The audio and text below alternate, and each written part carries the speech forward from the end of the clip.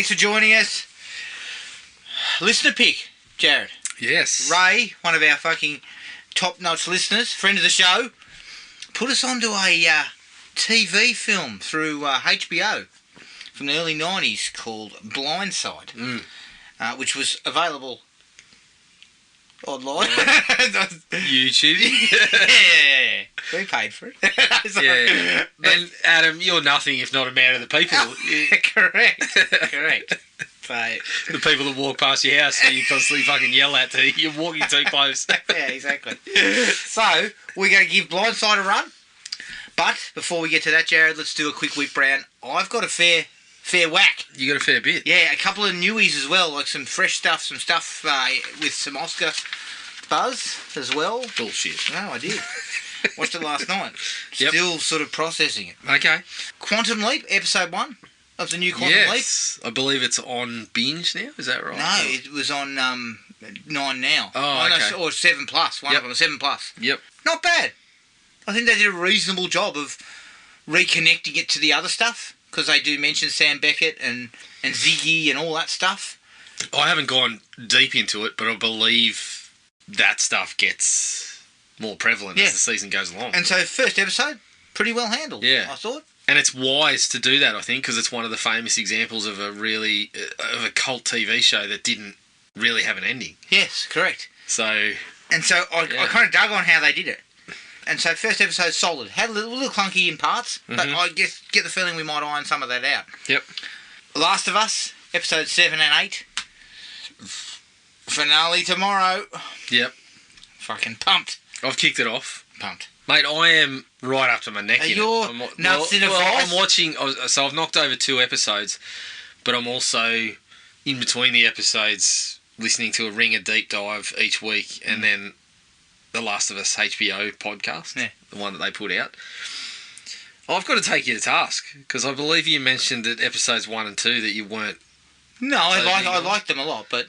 Episodes 1 and 2... 3 is the one that's... I know, I've heard 3 is excellent, but episodes 1 and 2 were fucking phenomenal. Oh, yeah, I loved them. Episode 1 did such a good job of taking the stuff they did in the game, but just adding just a little bit more to it, just adding to the relationship between Joel and his daughter.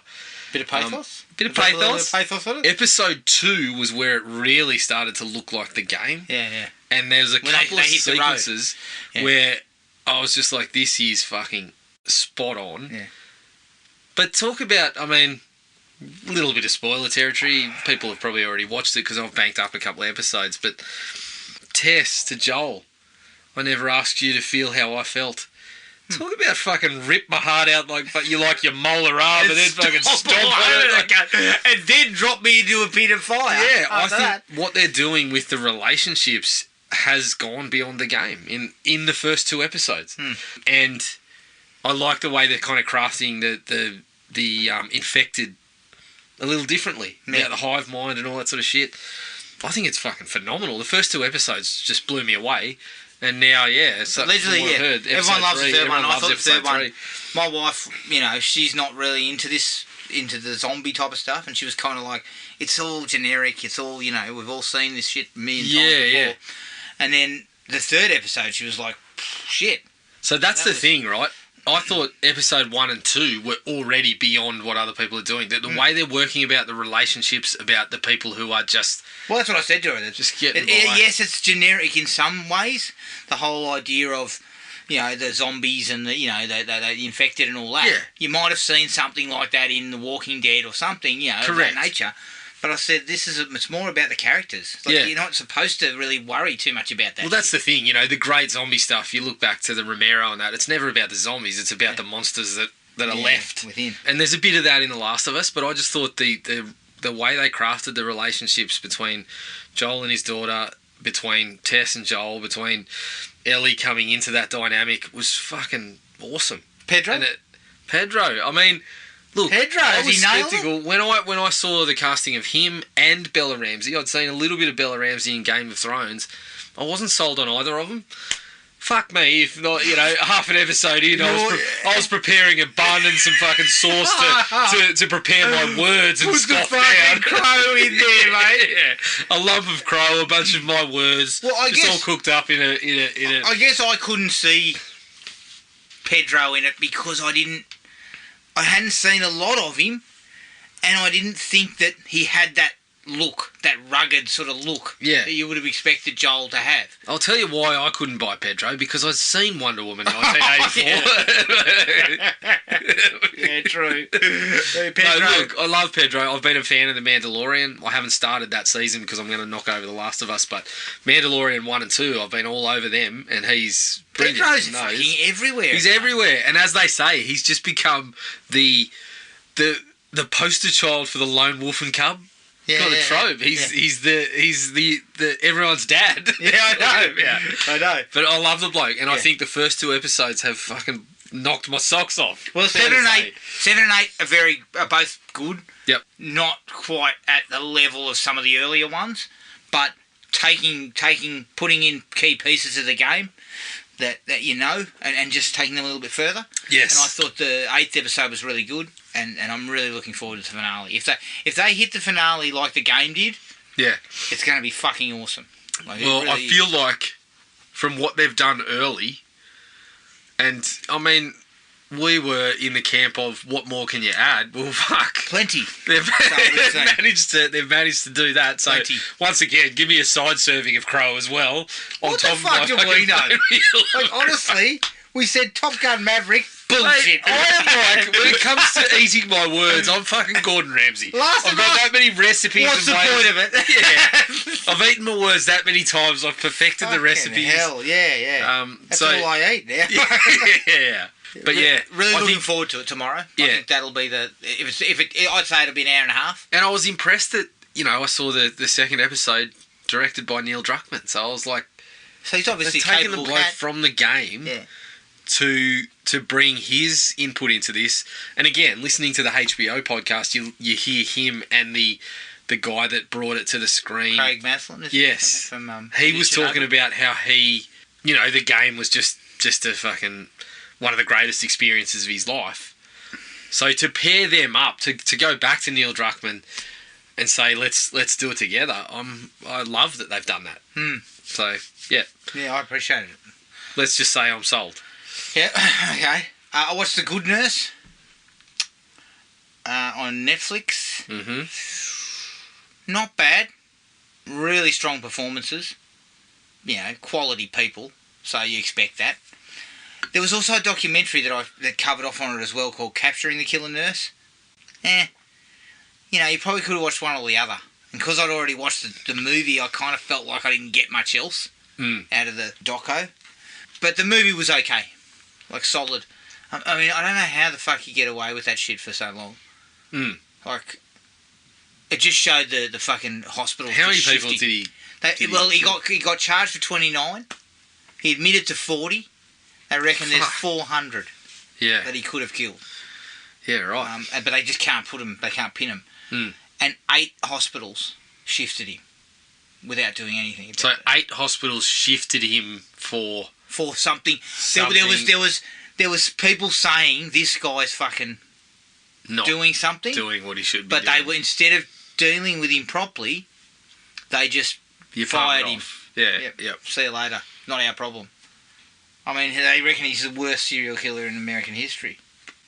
Yeah. Okay. So fuck. It's not what you need. I watched We Have a Ghost. Yeah, I haven't watched it yet. Yeah, not bad. Not bad. It was all right. I heard it was. It's good fun. Yeah, it's good fun. Same guy who made Happy Death Day and Freaky and stuff like that. So it's got that type of vibe. Yep. And I think it works out pretty well. Good. Solid. I watched a documentary series called The Murders, A Southern Scandal. Yep. Talk about a bunch of fucking rich, entitled fuckwits. An entire family. And although I don't want to see anybody get killed. No one deserves to be killed. But the son that he killed had killed a girl in a boating accident when he was driving drunk. He was the most entitled little shit you'd ever fucking seen. And he'd been getting away with shit his entire life because his family had been protecting him. Yeah. And in a way, I kind of just felt, well, fucking karma's a bitch, isn't it, mate? Yep. They were just a shit group. A shit family full of shit people. And he's now doing life, I believe. Okay. for the murders. So, Right. The karma really ran over the whole that family. karma's just crawled right up your clacker. Right in there. It's not coming out either, mate. Jesus Christ. I watched Untold, Operation Flagrant Foul. Yeah, one of my favourites. How'd it go down for you? Like a lump of bird shit? Look, really interesting stuff. Yeah. And, I mean, everybody's lying through their teeth. Yeah. Like, you cannot... Don't tell me that you were not fixing matches. Yeah. That doesn't compute, mate. Well, when Batista starts saying, "Oh, I never threatened anyone," that's the... You look at the bloke and you're like, yes, you did. Yes, you did. But yeah, the thing with Donaghy is he brings up these records of, like, you know... I was third best in the league. Yeah, my calls were correct. They went back. And I'm like, well, that doesn't mean you haven't manipulated things, because you've admitted yourself. We had all these games where we never called palming, but we decided to call it on Allen Iverson. Yeah. Okay, well, that's a correct call. But 95% of the other games, Allen Iverson was never called for that. Correct. So you were happy to let him go until it suited you. This is the issue. So you can still fix that. You know, the last 5 minutes of a tight game, you can decide, well, I'm going to call a travel on that bloke when I didn't call it, you know, every other time. So everybody's lying. Correct. I'd say he's also lying about how much money he made. Mm-hmm. I don't believe for a second that that's all he got. 40k or something is the number that they spouted. Yeah. He only ever made 40k. I don't believe that at all. And the fact that his name came up in conversations about, you know, they're talking about recording higher up mafia people, and his name just happens to be mentioned as, we've got him in the pocket. Yeah. Yeah, there's a lot more money. Yeah, I think there's more to it. But I think the most eye-opening thing for me is the NBA doesn't look real great. No. Not at all. Yeah. And David Stern does not look great at all.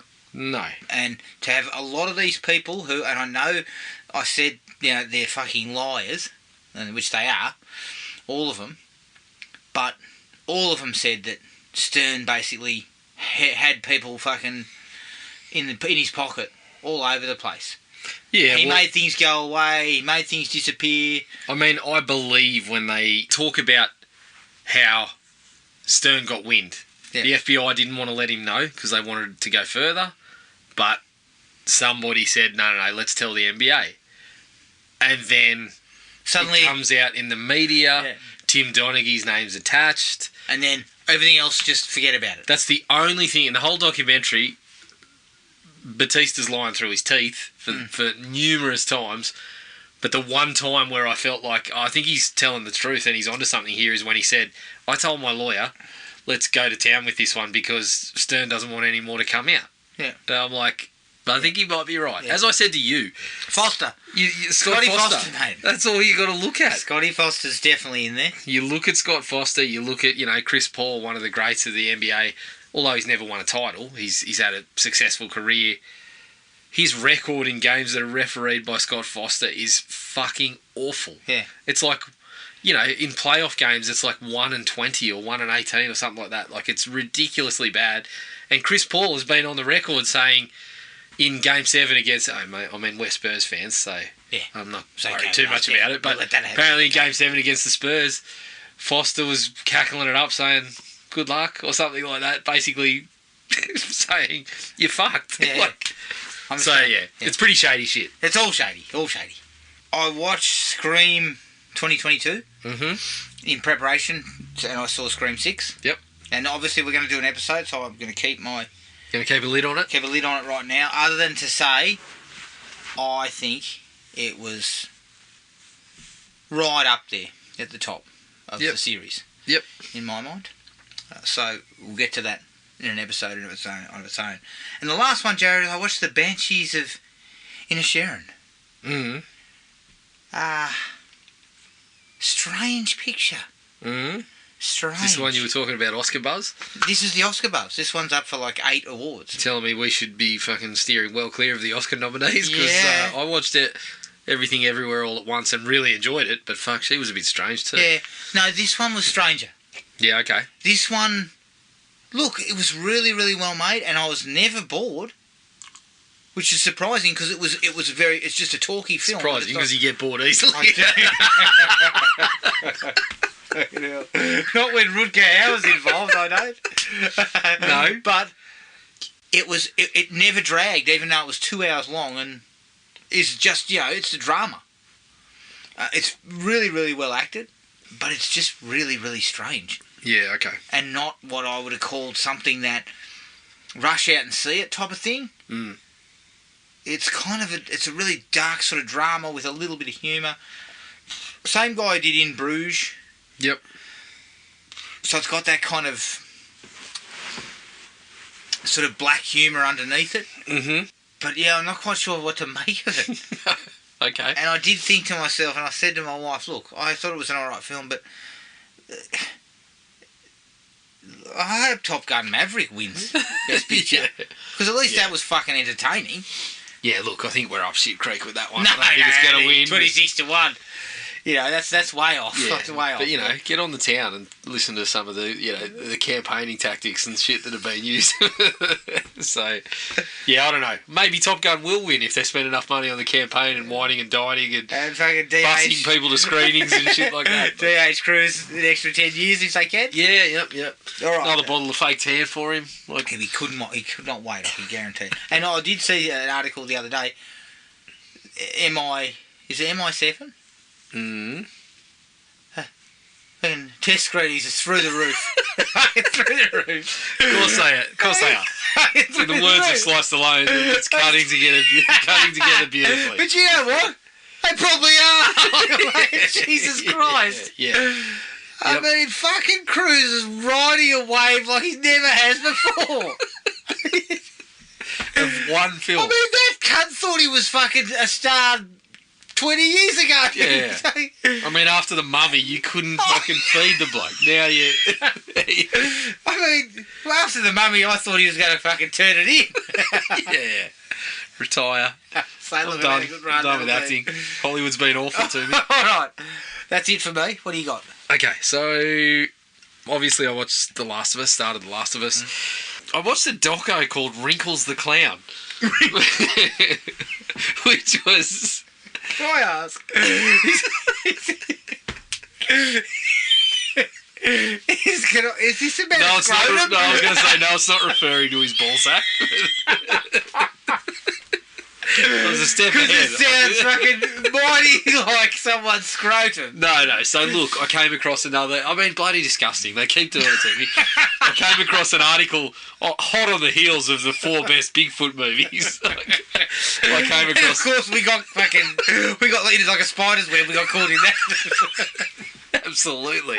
I'm still caught in it. I'm still trying to free myself from that one. And so but I got caught in another one that was... It was like the 6 creepiest documentaries. So this was about Wrinkles the Clown. This was about a bloke who... It became a meme that this was a bloke in... I think it was Florida. That you hired to scare your kids. And they started putting these fucking stickers around with a real phone number.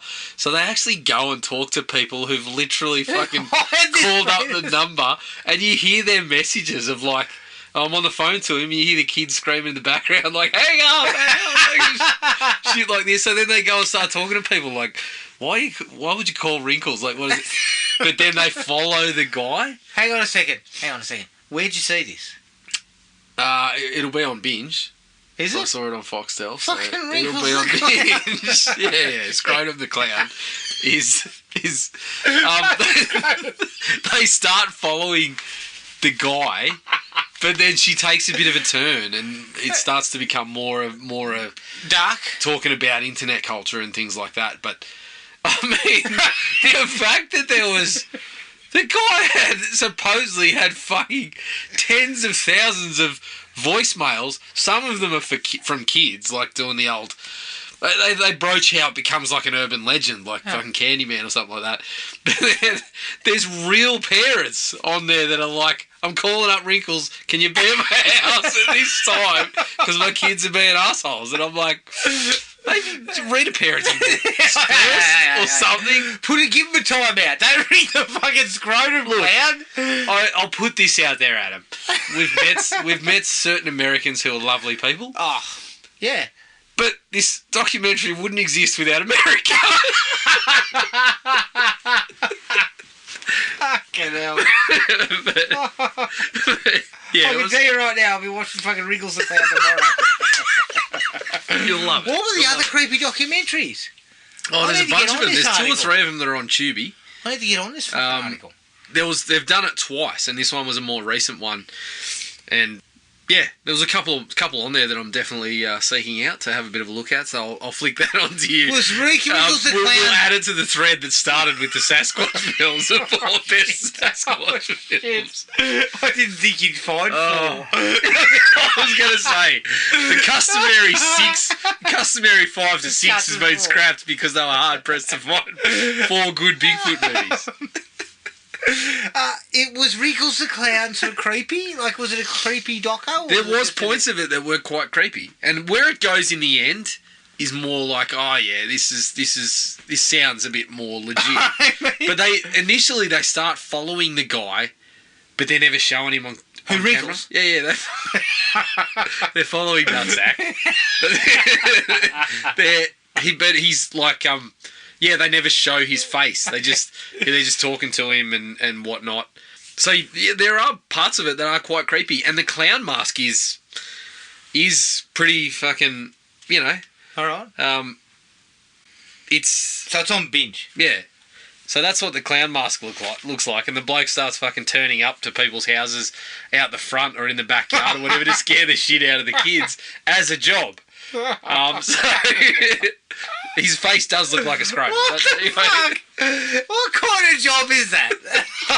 Well, this is where the doco goes. Right. It starts to explore a bit of that and the people that request his services and things like that.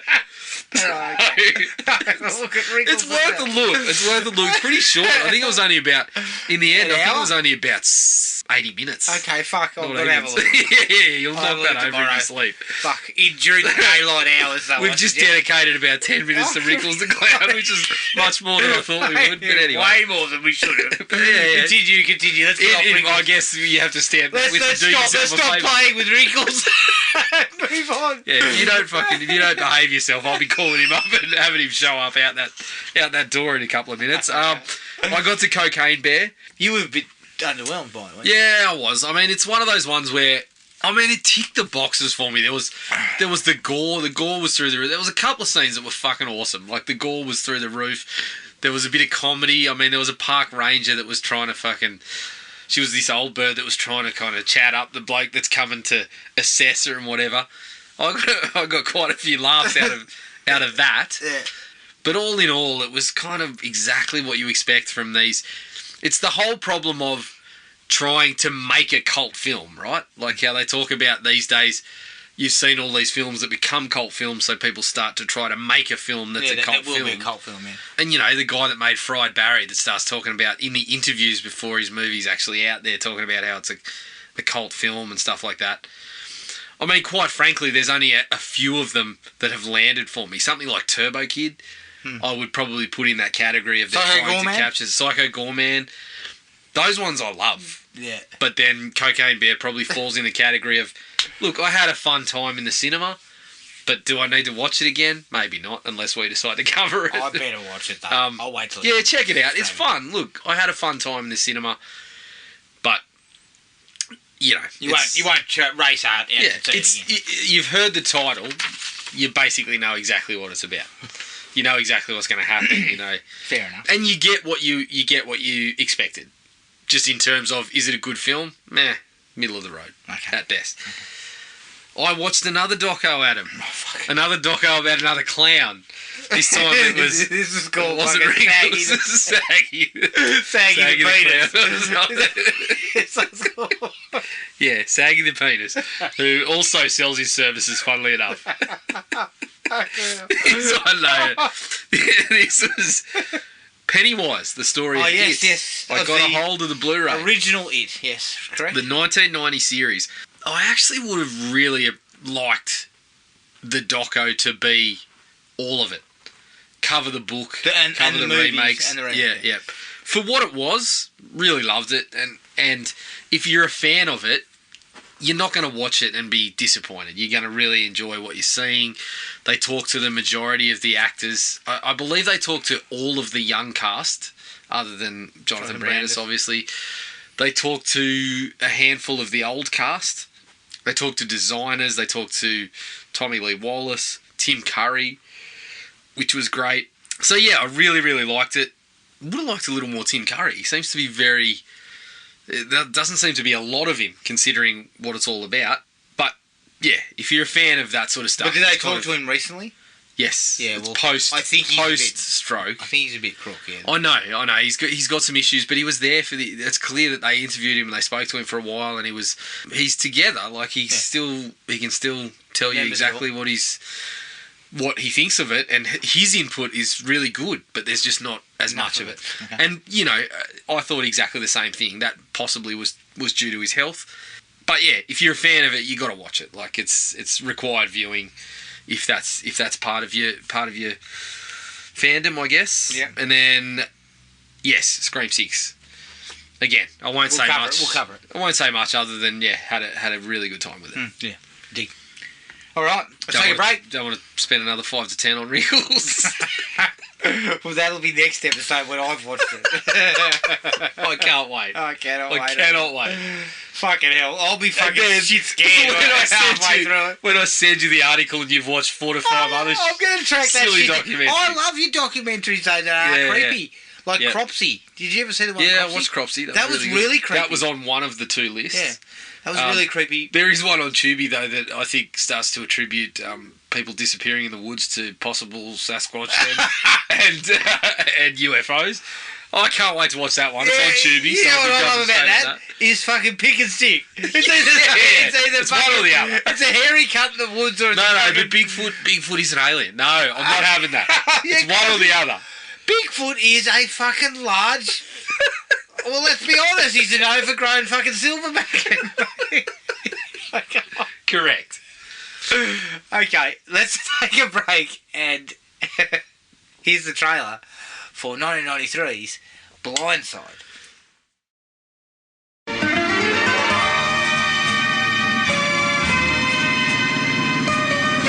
know what, sweetheart? I don't want too much.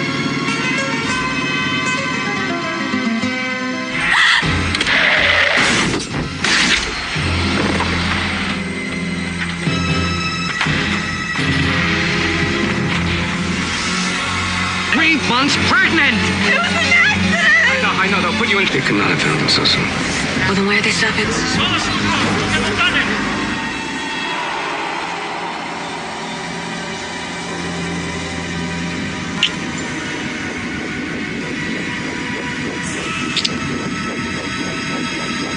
Mr. Keynes?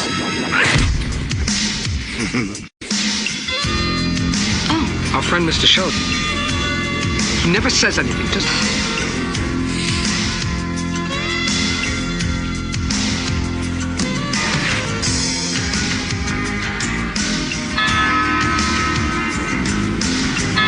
Shell, where are you?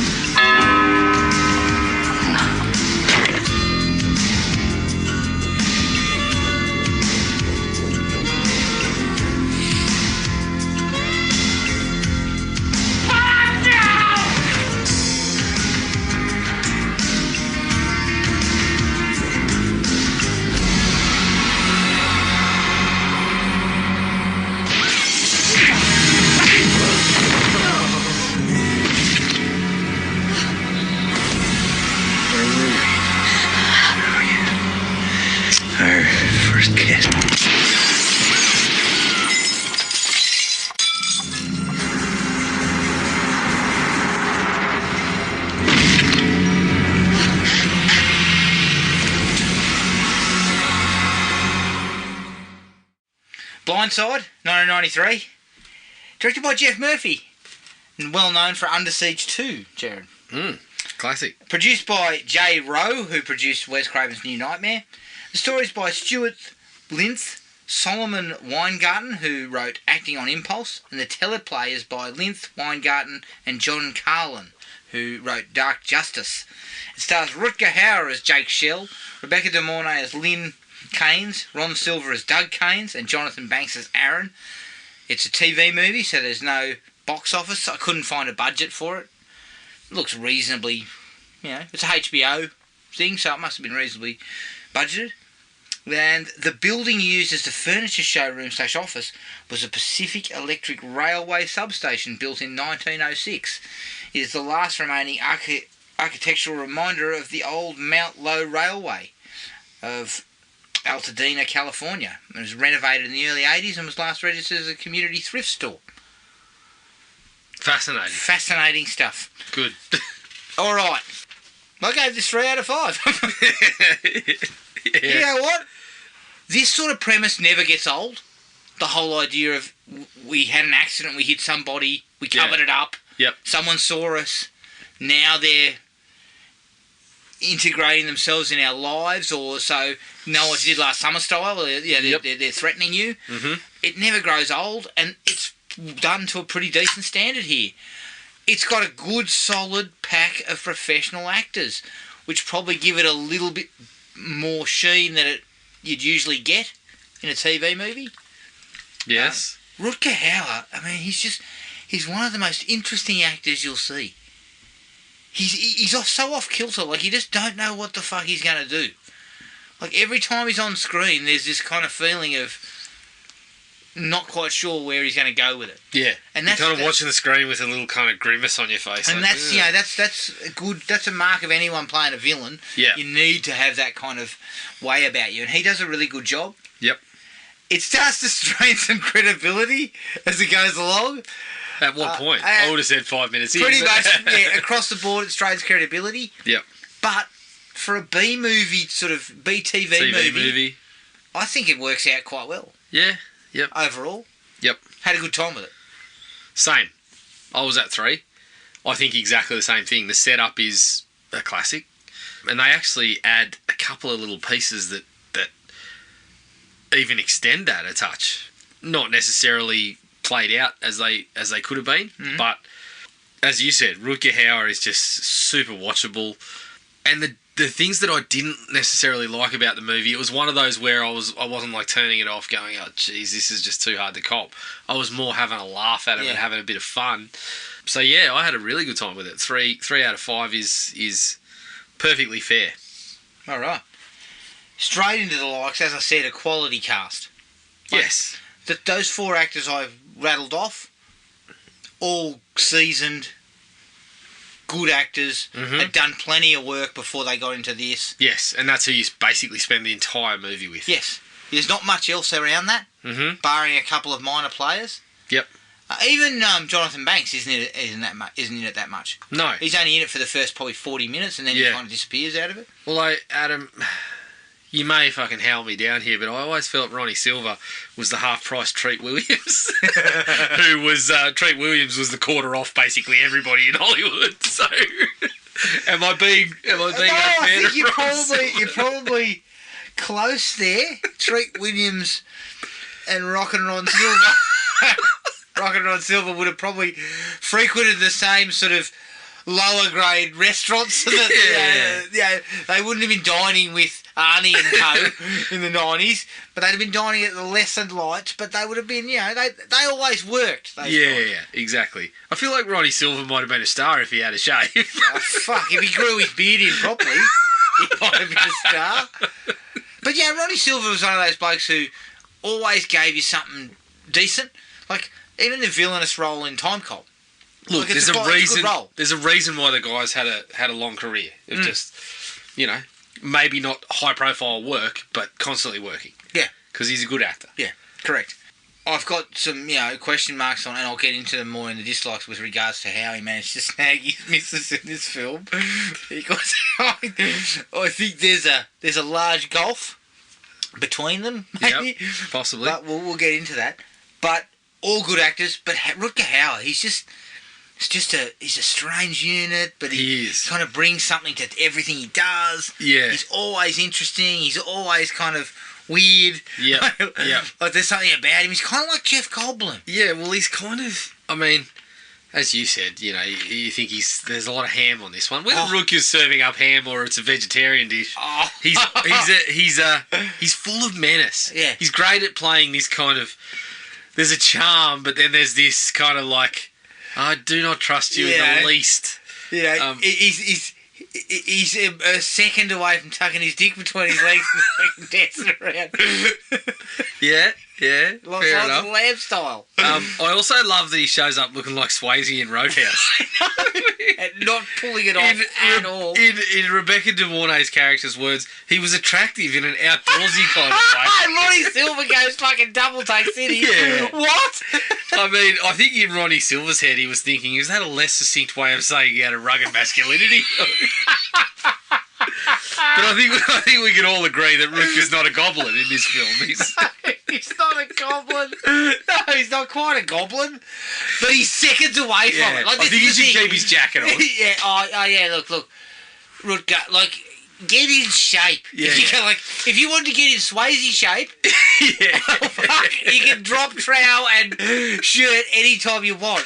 Yeah. But as soon as Rutger gets down to the wife beater, you can tell he's not in he's not in game shape. He's not in ripping Nick. Yeah. You know what? Now that you mentioned Swayze, I don't know why I'm segueing into this, but I sent a gif at work, and it was that fucking Chippendales thing with Chris Farley. And it was fucking Swayze taking his shirt off and putting it between his legs and going like this, and I was just like, that's fucking gold. Did you you get called into HR for that? My mate just responded with, oh yeah, that's the shit.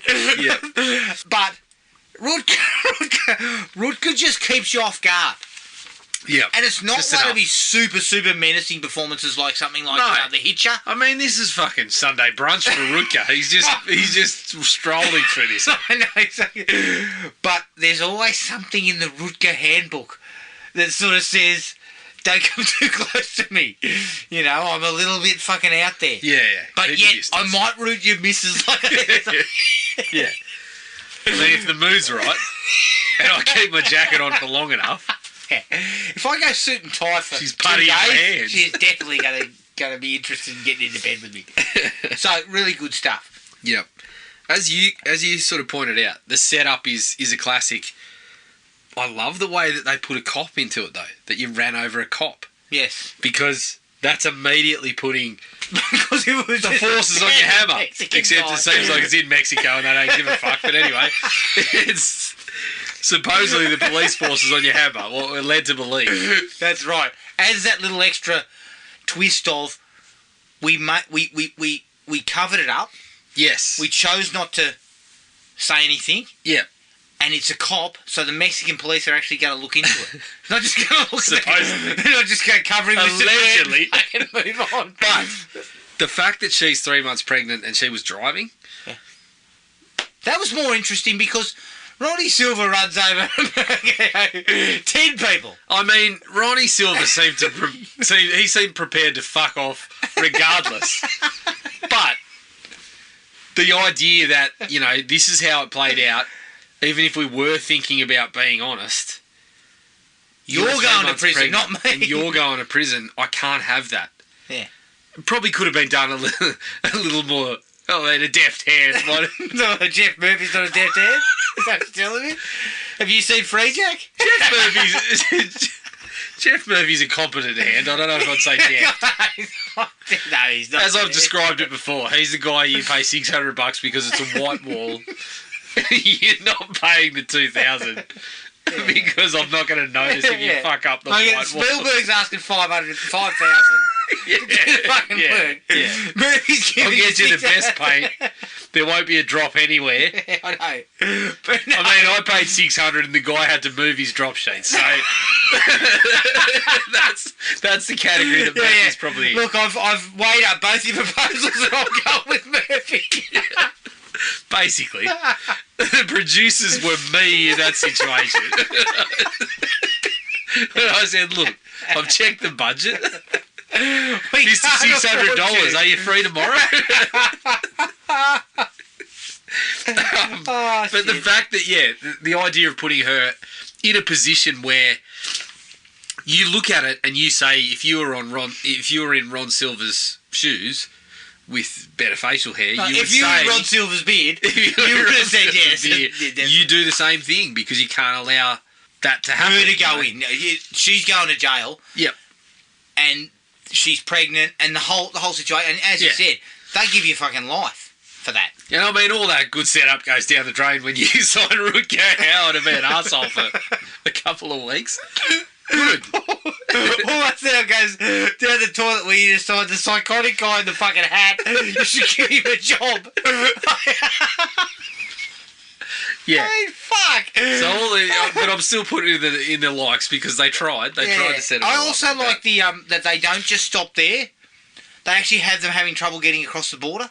Yeah. With the cop with the blood on his hand and the fucking broken front of the car.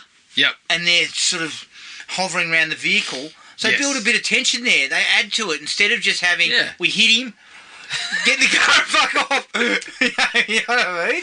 Yes. And then 3 weeks later, we're back at home. We're Which I firmly believed Ronnie Silver was going to do anyway. Mate, he didn't care about the pregnancy. Ronnie Silver drove through the fucking border by just beeping the horn and going, get out of the Yeah, exactly.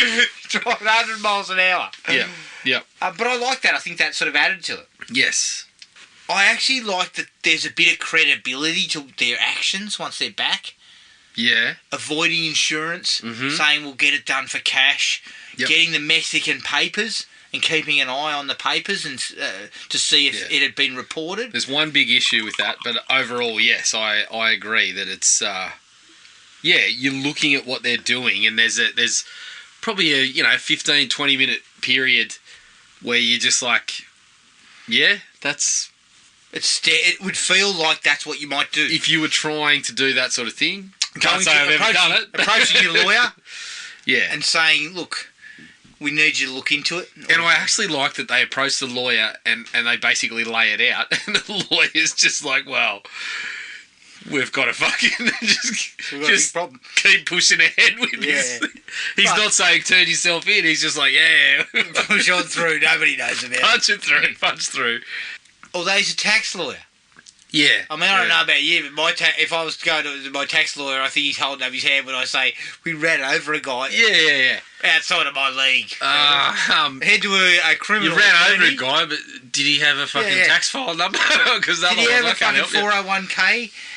Can we... If it's anything like my tax people, I've got to go back to them and say, hang on a minute, I don't think I have to pay for that. Well, so I'm not trusting you. Can we write off running a guy over? Like, can we put it on tax? Yeah. Can we claim cleaning for the work uniforms or a car wash or something? It's a freak. Yeah, exactly. That's all. That's what he says. He says, listen, you guys are going to be in some criminal shit, but the fucking positive is you can claim the damage to the car on tax. Yeah, fuck. You can claim that $16 when you ran through the Shell car wash because it's a work expense. In terms of the guy being killed, I'm not sure what advice I can give you, but I'm pretty sure you're on work time. So yeah, claim the car wash. When you guys are working or on holiday, you ran the guy over. Right? Okay. So there is a very nice. Now this is where we talk about. Yeah, you said what did you say Jeff Murphy was competent. Competent hand, not a deft hand, not quite. There's a lovely piece of directorial flourish when he goes to the mechanic to collect the car and the mechanic says, the insurance adjuster came by and took photos. Yeah. And they do the zoom in, dolly out. Yeah. The maneuver old Roy Scheider on the beach. Okay, he took it from the $5,000 fucking painter, but still, lovely manoeuvre. Yeah, I can do the same thing, but I'm using the cheapest roller that I could find at Bunnings. But it doesn't get give used you that enough. version. It's a really fucking cool move. Yeah. And it doesn't get used enough. Fuck. It gets used too much. It doesn't get used enough in TV lowbrow fucking TV pictures. Yeah. Okay. Right, guys. No, that's right. You imagine that he's talking to the producer saying, we're going to do a dolly in, zoom in, dolly out, and they're all just going, fuck. Yeah. Mate, we are here for 10 more minutes. Good luck. All right, so when we finally get Rutger turning up, This is where it Looking like really fucking- ramps up for you. looking like fucking... Looking like Dalton yeah, from on the door. a little bit bigger than Dalton A used little to bit be. bigger. But I like the fact that he kind of ingratiates himself in the business. He kind of asks for a job. And he makes these kind of off the cuff comments that make them immediately think that he knows something about what happened. Yeah. Even though they don't seem to have a lot of weight, it's the way he kind of does it. He sort of swaggers in and he tells me he wants this and that. Like the way he turns up and he says, "Oh fuck, I could really do with something to drink, some OJ or a beer or something." He just sort of starts forcing his way inside their house. Yeah. And I think that's an interesting way to kind of bring him in. Yep. That he doesn't take no for an answer at all. Yes. He couldn't give a shit what they've got to say.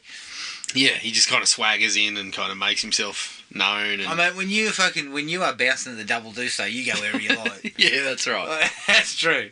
When you turn up and say, "Look, Terry Funk doesn't hold a candle to me," you got to watch yourself. Yeah. Watch your step. Watch your step, Mr. Halfbeard. Yeah, I got fucking news for you, Silver, and it's all bad. The scene in the lawyer's office when they basically threatened to sue him. Yep. And again, he kind of throws around a little bit of, I know what went on. Well, they toss their weight around and he kind of just He plays it back. He just plays a He straight parries, bat. he parries. Yeah, just plays a straight bat, paddles that away for a single. Yeah. Basically says, "Is that all you got?" Yeah, exactly. And the way he sort of, he explains the way how he knew the car needed fixing. Yeah. Kind of like, well, I came by, you weren't here. Your EA basically told me you were off getting the car fixed. Yep. And they're sort of like, and it's kind of, again, putting that little thing in your head that, have they got this role? Yeah. Like, have they actually got this role? This guy's not. And now he's going to get pissed off about it, but he's a bit loose in the head. Yep. That type of thing. So I yeah, like it that. works pretty well. It's all, you attribute it all back to Rutger Hauer. Yeah. Just laying it on thick. Oh, the fucking ham is flying. Doing exactly what you pay him to do. Rutger, you invite Rutger to your Christmas dinner. I say He's doing looking for a ham. Yeah, I say doing exactly what you pay him TV money to do. Yeah. Yeah, I'll give you Rutger Hauer minus the subtlety and the nuance. Yeah, I know. Rutger counts some money and goes, all right, so no subtlety. You just want me to fucking come in here and tear this up. Yep. I actually like that, and again, Jeff Murphy sort of competently gives us a scene where they're washing the car Yeah. and they're seeing the accident at the same time. Yep. As the things are hitting the front windscreen, they keep seeing him. Talking about the bloke competently diving like Greg Louganis into the windscreen. I was going to say, fucking hell. I mean, Matty Mitchum didn't fucking hit it as well as that shit. He fucking swan dives into the front. Into the windscreen. I mean, yeah. if you got hit like that guy was supposed to, you'd kind of go. You It wouldn't looks, go. it looks a little more like Mad Max. Fucking flipping over. Yes. That's what it looks like when somebody gets hit by a moving vehicle. Yeah. I shouldn't be laughing at that. Because that guy's leg was probably never the same. But that actually is what happens. Because that guy Exactly. did get hit by a car. Yes. You don't sort of just leap forward into the windscreen. I can guarantee you, Georgie Miller has not paid that cunt any fucking insurance. He's just gone, get on with it. No, look, I don't think we're being fair to George Miller there. I'm sure he looked after him. I'm sure I don't know. He thought he fucking killed a man. he on paid for the Fury Road, didn't he? prosthetic leg that I'm sure was required after seeing that. Oh, honestly.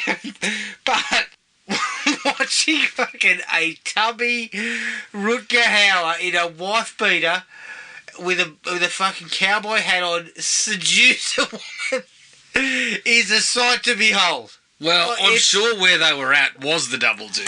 I think they were. It didn't look like a fancy kind of. Weren't they establishment. fucking in the office? Yeah. He took it back to the office, but prior to that, you get a couple of shots of them, just on the dance floor. Oh, that's right. At the local disco, but it definitely looks like Yeah, it's seedy. You know what? It looks like Kane Hodder's punched your missus in the face. Yes, exactly. Sorry, punched his missus in the face. That's exactly the place that they're going.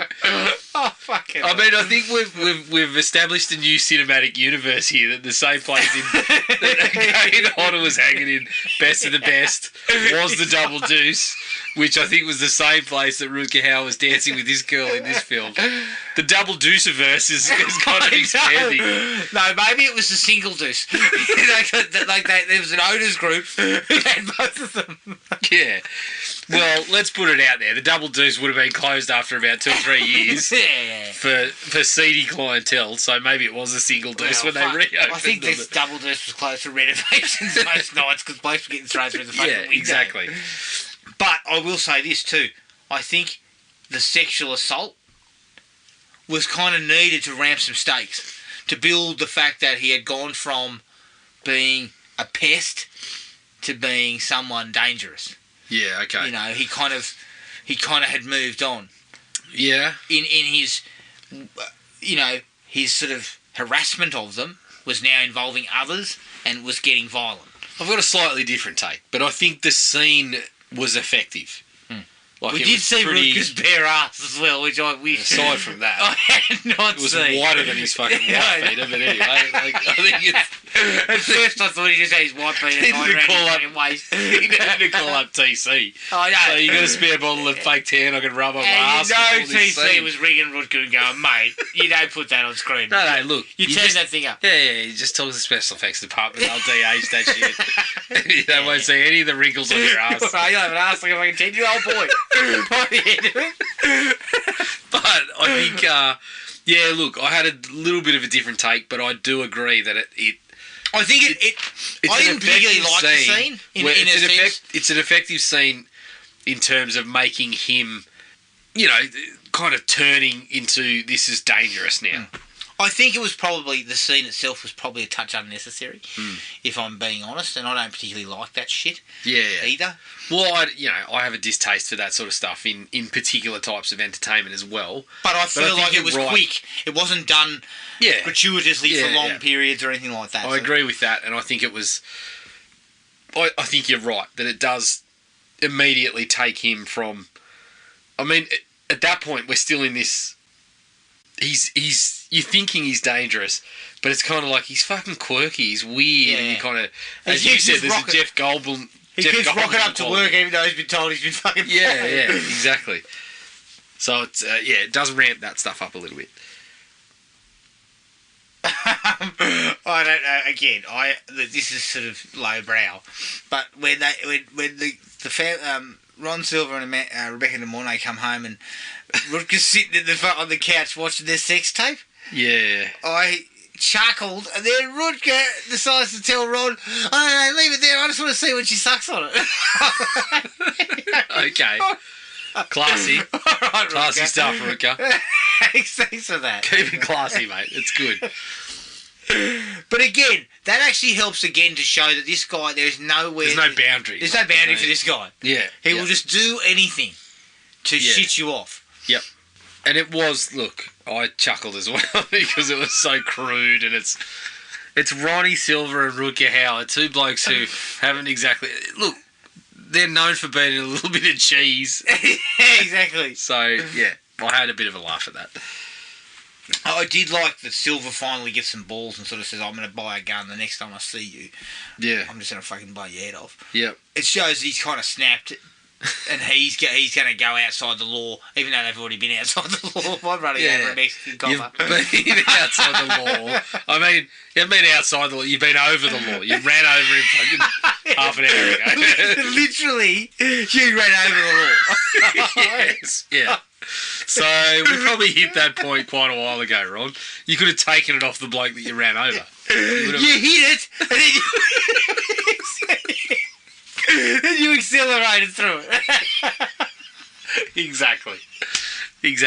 So I'm glad that you've kind of seen that now, and we can kind of start moving in that direction. But for Ronnie Silver to move outside the law again. Yeah, that's what it should have been. I'm going to buy a gun. I'm going to I'm gonna move outside the confines of the law For the second time. for the second time. The first time it was over it, now it's outside. Gonna go under it, around it. I thought that shit was good.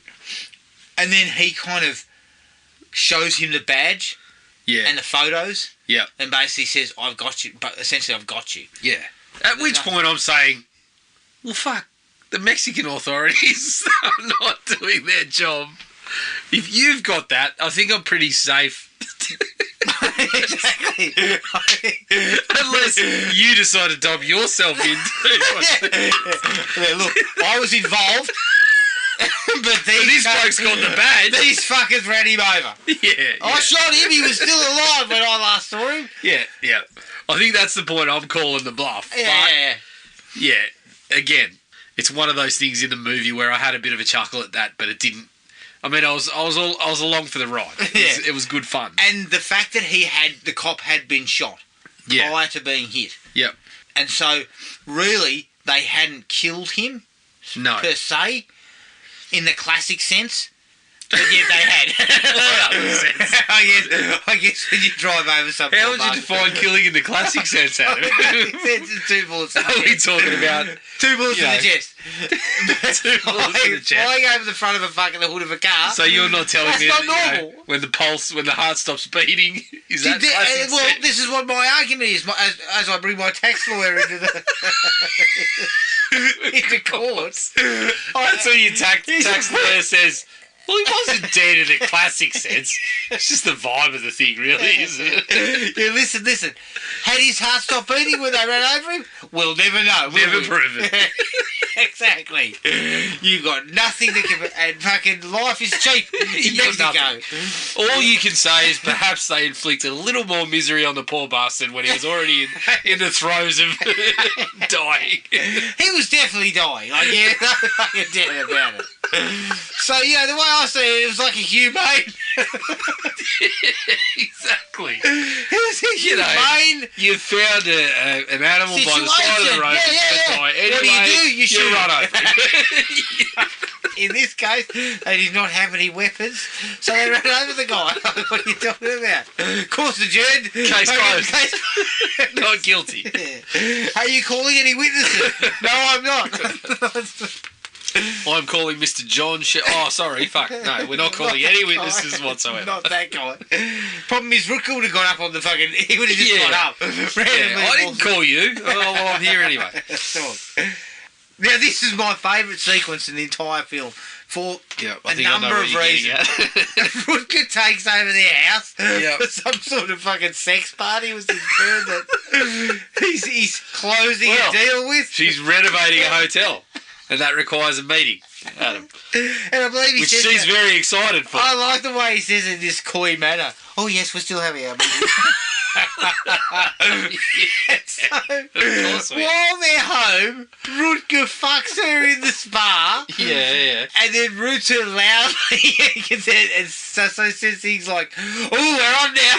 Yeah, no. I can tell you exactly what he said. He says, here we go. But at the point that he said, here we go, it sounded very much like they were already going. I know. And had been going. She seemed to be well and truly involved. What was he doing? I mean, to me, you can't both start at different times. That's right. It's kind of, it's like a race. You're at the start line, you're both going at the same time. Yeah. It's not like Rutger's let her get half a lap ahead and then kind of... But yeah, he gives it a here we go, and then he starts fucking cackling. Yeah, I know. I tell you what, that's breaking my concentration if you're cackling in my face. Yeah. During the act. Look, if I'm John Shell, my plan failed it. I've got to be what appears to be going at it for about 3 to 4 hours. Sorry, I'm not your man. I'm going to make your fucking entire night very difficult. Then about 3 minutes later, 10 minutes later, you wait. Oh, okay, so you'll be able to sleep for the next couple of hours, but I'll tell you what, I'll be back. You fucking back on here. Shit, oh my god. Yeah. And that's probably why he was saying, here we go. You know what? You know what? What I love though is he ends the evening by fucking laying on the floor with his shirt unbuttoned and his guts hanging out and just snoring like an asshole the whole time. I'm just like, Rutger, Again. like you've ruined their life as it is. If you want this plan to go well, surely you've got to be sober at the very least, Rutger. You just absolutely wrecked yourself, and then you get up and drink from a fucking vase of I flowers. know, Rutger. You know, there's a tap. It's in the fridge. It's in the fucking... Just get up, kitchen. walk one room that way, and you can get yourself a glass of fresh water. I mean, holy shit. But he also, at the same time, well, seconds before he starts drinking out of a vase of flowers, he says, I'm almost certain she killed my dick.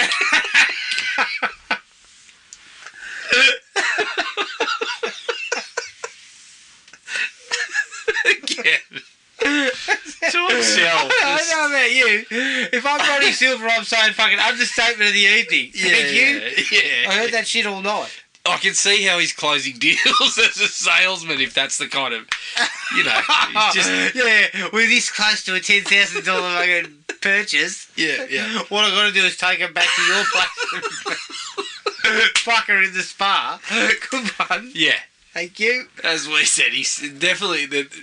They're definitely renovating the hotel. Oh, yeah. That hotel's been renovated. New carpets required. Oh, Replace all the furniture. throw the furniture out. Burn it. Yeah.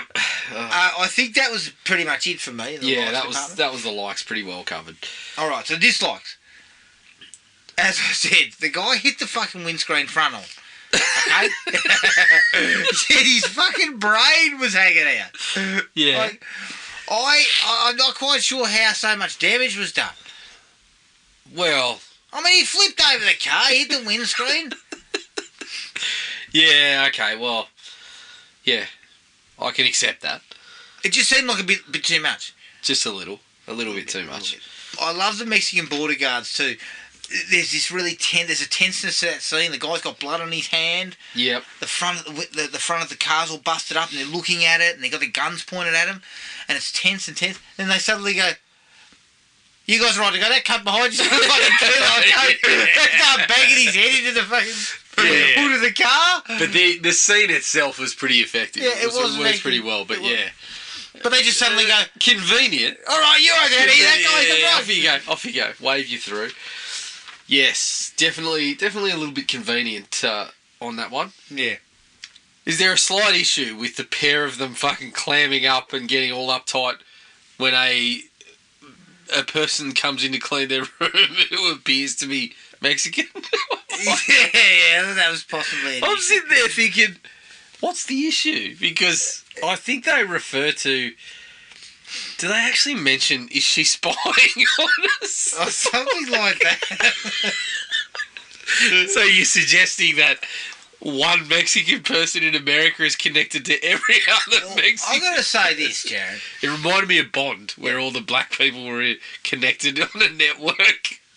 Not Hollywood's finest hour. No. But you know what? Why are we talking about running over a Mexican cop? Like, you don't know who could be listening. Keep your shit quiet. Keep your powder dry. people. Exactly. Like, Write it on a piece of paper and then fucking use the shredder. but that scene, I mean, I couldn't stop laughing because she comes in with something or other, and then she leaves, and then she comes back. She wants some coffee. They're like, is she spying on us? I'm like, come on. come on. That's not on. That's Yeah, not on. I mean, Sylvester Stallone would have been. That's the sort of shit he would have put in Last Blood. Yeah, I know. That sort of, and he had tone-deaf time to watch bullshit. stuff like this. Yeah, exactly. Why would you consider keeping Johnny Shell close by after you just tried to sue the cunt and he's clearly deranged and he clearly knows something about what went on? Yeah, Why? and they go back and forth. Why would you want to keep They're him? like, yeah, we'll give you the job. Fuck you, we got you in the lawyer's office. Oh shit, he's a tax lawyer. So we'll shake hands again and say we'll do this. Fuck you again. It's bullshit. I You mean, wouldn't keep the guy close. no. He's a problem. Yeah. I mean, Brian James thinks you're fucking fluctuating too much. Oh, yeah. Brian James, as soon as you get back over the net, he goes off about it. Yeah, like, holy shit. Even he's saying, you guys are going too far this direction than that direction. It's a roller coaster. I can't... It was a roller coaster because, again, you know he's not a well man. Yeah, initially, like, they keep him close. I thought, okay, well, this is interesting because they're going to give him the job so they can keep him at arm's length. They can try to figure out what he's doing, where he's at. But then immediately, like, you're in the fucking tax lawyer's office this afternoon. Okay, well, we fucking blew that one, didn't we? We're suing you. Yeah, we blew that. We fucked that up. Because what are you suing him for? Yeah, you've got nothing on it. You've got nothing on the guy.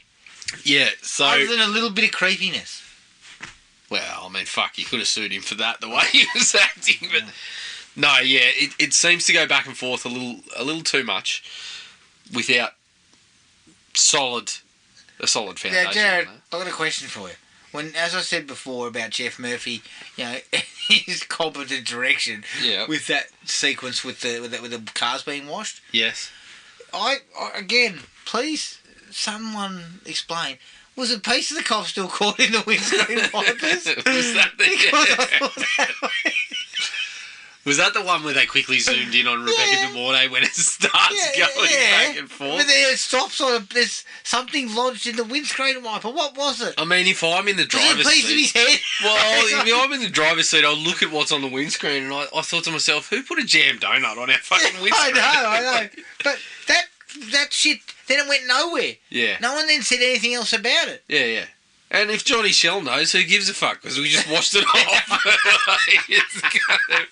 What do you mean? No, you didn't find any skull on our window. It's back at the service station. Again, he's the skull. Yeah. I mean, his fucking brain was hanging out, so I assume it's a bit of skull. Yeah, I guess so. Oh shit! There's a bit of skull caught in the windscreen wiper. We missed it when we cleaned up. Yeah, get the squeegee. I mean, you missed it. It's fucking huge. Yeah. I mean, Jesus. Check your wipers straight away. Yeah, straight away. I mean, if they replaced the grill and didn't notice that shit sitting on your windscreen, there's something wrong. Yeah, well, you know how he's washing the front windscreen out of a dirty puddle at the start? Yeah. Me, I'm just going... Yeah. I continue on. I yank the thing down a little bit until the water goes, and then I go, oh, fuck, it's empty. Oh, shit. Well...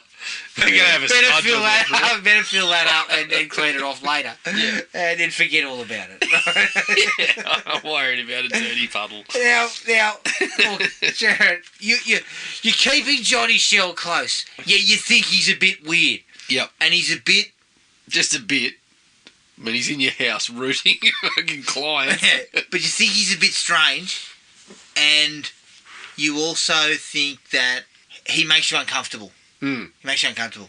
Yep. So why are you nuding up again in the spa? Exactly. When Johnny Shell's around. Yeah. I mean, she says something, this is a private part of our house. Clearly, Johnny Shell doesn't give a rat's It's not ring. very private because the gate was unlocked. So I just walked around here trying to plug in my mobile home. Puts his hand in the water and makes some comment about, it's not too hot, perfect for the baby. Perfect for the baby. He was this close to dropping a shitter's full. That's what I thought he was doing initially. I thought he was plugging in the home to steal some power. Jesus Christ. Yeah, no, it's, you're obviously not too concerned if that's what you're doing. Also, when Ronnie Silver goes in, I think this is the second time he calls a truce with Rutger. He goes into enemy territory, into the mobile home that's parked on his fucking front lawn. Rutger busts out, "Are you hungry?" You know exactly what I was thinking. I thought he was going to offer up some damn enchiladas. We've learnt long ago you do not take food from drifters in the back of their mobile homes. It's going to be on the crapper for the next 48 hours. It looks like he pulls out a bit of fucking Cajun sausage or some shit stuff. I thought he was fucking carving wood. And I was like, look, I am definitely not eating whatever you've got because that shit didn't look sanitary. Cajun sausage, my ass. Yeah. My ass would look like a Cajun sausage. He had a after fucking eating that. kilo of Devon there. Yeah. He's been working through it. Ever since he saw the Red Dot special and got confused about weight. And how much a slice He of thought a Devon. kilo was 100 grams. Holy shit. Yeah. How much one slice of actually weighs. Hell. I didn't have a smartphone at the time, so I couldn't sort of check it. Yeah, luckily I worked in a deli. I could have told you a slice of Devon was about 5 grams. Yes. So you were essentially up to your ass in Devon for the next year and a half. Oh, fuck yeah, that's right. Rutger's antics in the cot. I mean, we spoke about him prior. His antics in the Well, sack. his the first set of antics in the cot. Oh, yeah, okay. I mean, the second one sounded like a lot of fun, to be honest. But again, Rutger was a man of fucking stamina, and I just cannot keep up with that shit. Exactly. He was running. He's fucking Gabra Celestia. Yeah, I have a Usain Bolt at best. Yeah, well, I'm not even a Bolt. I'm the 100-metre sprinter that finished 8th. I'm a fucking Sherbo, and not with the fucking cocky out either. Yeah. I'm not going long enough to be able to whip out kind of catchphrases and cackle at different times and kind of mix up the act. It's like a look. My act, it's like going to see David Copperfield. You know what you're gonna get. Exactly. No, I'm like Carrot Top. I do prop comedy and that's it. Yeah. If you want to see me cut up a watermelon on stage, fucking perfect. But other than Anything that, else? No. if you want me to go like sideways on it, yeah, Nah. not happening. nah. But yeah, the first set, like it's. I provide a standard package, Jared. It doesn't come with much else. Yeah, I don't know. Well, I should give Murphy a little bit of credit. I think it didn't go too far. It just, No, it didn't. No. as you said, it kind of provided enough to say He was a dangerous individual. he was a dangerous individual. But I guess the thing, I feel like there was a couple of pretty horrific things that were used as, to use a wrestling term, a little bit of cheap heat. Like, they do that, and then, within fucking 10 minutes, the couple's losing a baby? Yeah. I'm like, they're two pretty fucking full-on things to happen to somebody to use for a bit of fucking cheap Rutger Hauer heat in a TV movie. I guess that's where I was feeling. You know what that time. sequence reminded me a little bit of? It was probably done a lot better. Possibly because, again, the painter was more highly paid. The painter was using and I think that enough drop sheets to cover the whole area. And the workmen were better skills. Yeah, it reminds me of Cape Fear. Yeah. Yeah. When De Niro takes the Nolte's Which mate. was not far before this. Yeah, and right? Like, but Cape Fear was done for shock. That's what he would do. Yep. But you already knew that De Niro was going to do that. Yeah. You know, like he was already a loose cannon. And De Niro was paid TV money on a longer shit. When De Niro's paid TV money, that's what he does. He starts hooing and hawing and shit. De Niro was paid movie money. Rutger was paid TV money. And De Niro had time to kind of, Yeah, look at it and sort of nuance work it. things through. Rutger just started fucking hooting and hollering and started going, I love this kind of bullshit. I actually think that might have been a real dalliance that they said, fuck, we're running out of days. Let's just get Rutger and his missus Yeah, let's get him in the spa. Yeah, let's just work this out. Ooh, here we go. Oh, this is getting a little bit odd, isn't it? Jeff I didn't know this was going to happen. Jeff goes, just roll with it. It's all fucking fine. Just roll with it. What I am so sick of these movies though. When we're going to come clean to the cops, and then Rutger goes, "You're not going to do that." No, you're He's right. 30 grand. Yeah, you call my bluff. He's 30 grand. Like, negotiate. I'm not going to give you 30 grand. I mean, that's the cinematic equivalent of me in Red Dead Redemption, where I'd be bluffing in poker and someone would go, "You're bluffing," and I'd throw the table over and go, "Let's go outside." that's exactly what it is every single time. I just don't get it. No. Why are you giving 30k? No. Well, hold your bluff a little longer. Yeah. See if he is actually going to call it for real. At least wait for him to walk out the door saying, "I'm going to the cops." Yeah, I mean, at least wait for the bloke to walk out the front door and demonstrate I may actually be heading towards the police. Correct. Ronnie Silver's folded like a fucking cheap suit. Hey, I have never seen anybody go so quickly from we're telling the fucking cops the whole story. Yeah. I was driving along. You weren't driving. Shit, he fucking reached into his other pocket with a 30 grand wad. You clearly came in with a game plan because you had the letter and you had the 30k. So surely you've to me, I mean, you've role played. It's escalating stuff. Yeah. You go, "Oh, here's the letter." He calls your bluff on that. Yeah, and then you say, "No, you go away. You're not going to tell the cops because you got some shit under the rug too." And you tell your missus, 30k, bang, there it is. What do you reckon? Yeah. Can we sort it out? You tell your missus he didn't take to the letter. And she goes, "All right, what do you think? How much do you reckon we could pay him off with?" You know? That's At the way least it start works. with 10. Here's 10. Get 5. I'm giving you 5. Because let me tell you something, Rutger, 5 grand gives Rutger, some petrol in the tank, down the road to the next state. Well, if Rutger sees the paint job on my house and I offer 5.5, no, that's 500.5. Yeah, he says, that's stretching your budget. I'll take it. I'm off. And look, Rutger fires back with, "I'm not going to take your money. I don't want your money." Yeah. I mean, this is a process. This isn't just... But I think here's a letter, here's 30k.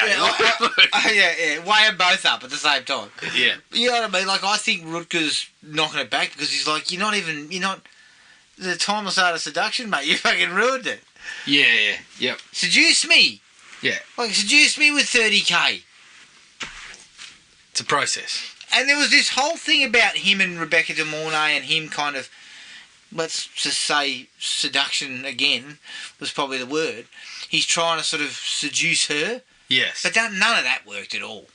Well, I mean, seemingly very successfully. I thought he was, given the way that he was operating for the rest of the film, I know, but he going to take much. He wasn't, like, once again, Ronnie Silver was batting outside his depth. Yeah, exactly. I mean, Rutger Hauer's not getting anywhere with his stick. I can tell you that right now. Of course not. Also, when we move past that, why on earth does Rutger Hauer turn into fucking Jonah Hex for the last? He's got double guns on the hip and he's fucking... And he's even got they keep showing his eye. Yeah.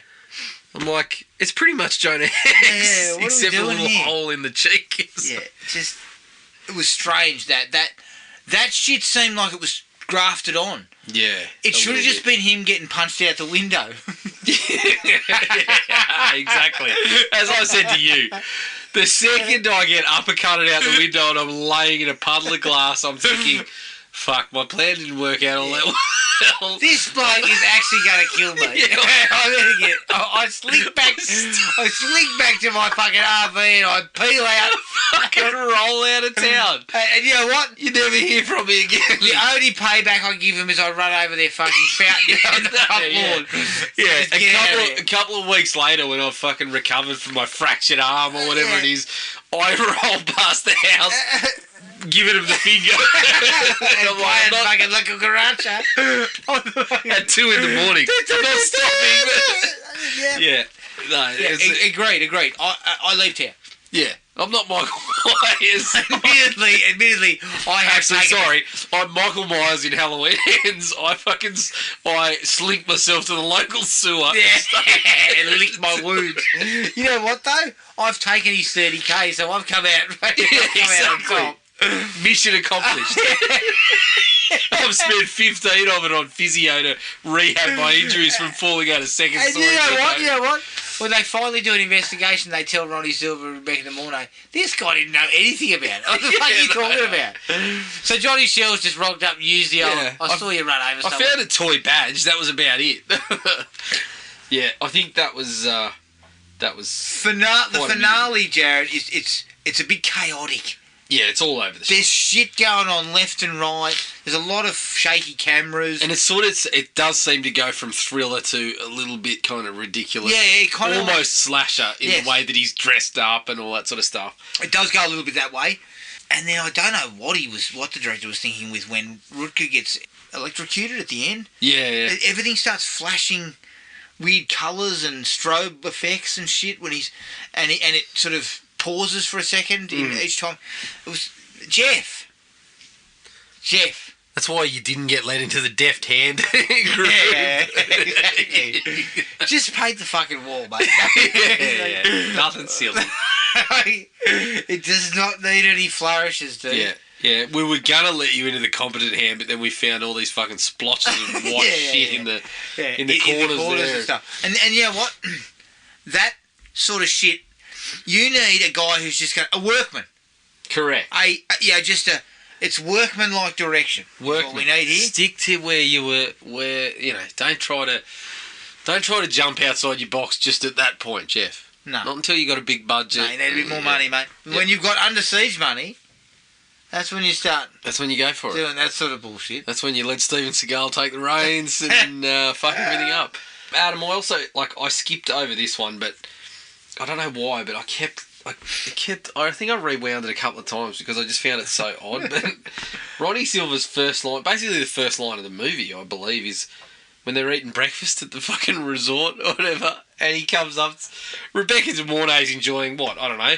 It's not Vegemite toast, but it's something along those lines. Your standard morning sort of fare. And Ronnie Silver rolls up and kisses her on the cheek and goes, "You never used to like breakfast." Excuse me? No, Ron. I eat.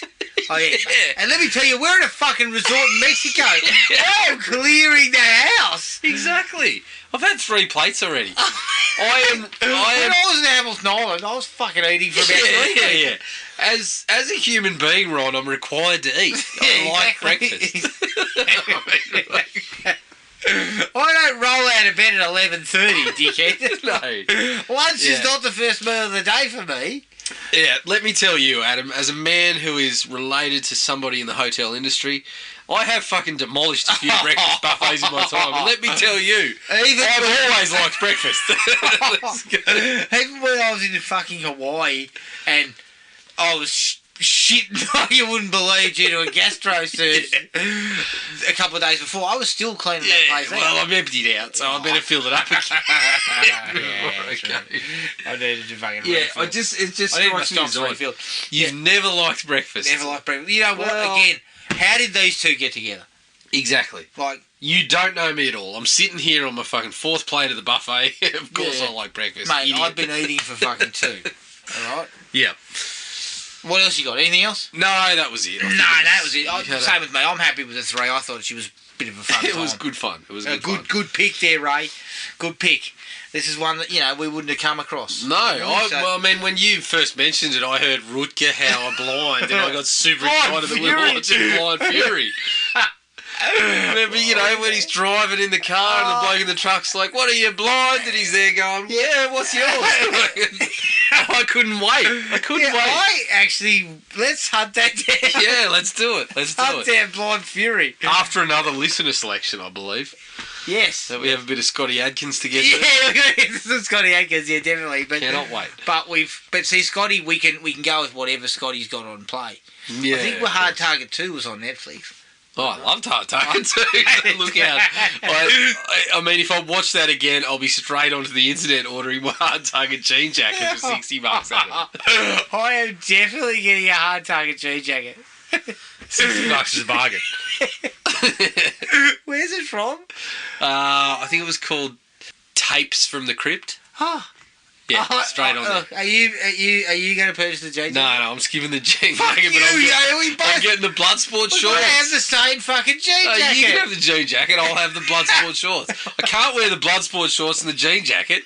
Long sleeves and short shorts. My wife is going to fucking kill me. I'm not joking. I turn up in a fucking jean jacket. The thing you do is you don't tell her and then you take her on a date night. You rock up in your Hard Target jean jacket. Are you wearing... And you say, you know, what kind of a deal or something like I that. say, the dinner was tolerable. Tolerable. No, I'm buying one because that was my Halloween costume this year. You're buying one. My Halloween costume this year was going to be Good, fucking John good. Claude Van Damme hard target. Okay. Do you have to practice your high kicks? Oh fuck! I'm not doing any kicks, but I'm going to buy a long-haired wig and then grease the shit out of it. Yeah. So I would pay my fucking kingdom to idiot. see you pull a fucking hammy trying to high kick on Halloween. Yeah, I'll see how we go. All right, that was Blindside. You can find us on Podomatic, iTunes, and Spotify, and everywhere else you get your podcasts. Send us an email at thrillme@iinet.net.au. We're on Facebook at Thrill Me Podcast Australia, Podomatic at thrillme.podomatic.com, and Instagram at thrillmepodcast.au. Make sure to rate and review us wherever we're at. Now, keep an eye on the Facebook page for details of the next film. But until then, take it easy, and we'll catch up with everyone later. Cheers. Find the podcast at Podomatic or on iTunes. Don't forget to rate and review. Like us on Facebook at Thrill Me Podcast Australia, or contact us at thrillme, all one word, all lowercase, at iinet.net.au.